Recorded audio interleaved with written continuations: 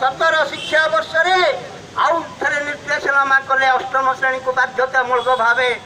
उच्च प्राथमिक विद्यालय रखापी परिप्रेक्षी में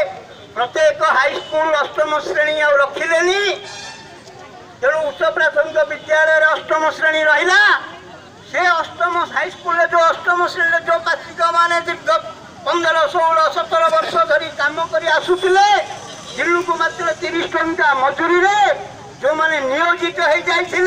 दीर्घ 15, 17 वर्ष धरी एकमात्र दीक्षा थिला एकमात्र सेवा थिला मु 10टारू स्कूल को जीवी पिला रांधि बाड़ी खाया देवी बासन कुसन माजिबी पिला कथा बुझिक घर को 4टा बेलू फेरी ये पाऊला 30 टंका मजूरी आज सी दांडर भिकारुणी आज जो चलुला सी जो नहीं जो 1000 टंकार कम कर जो चलुला जो 16, 17 वर्ष होला से काम करके आज तार बयस हो गलानी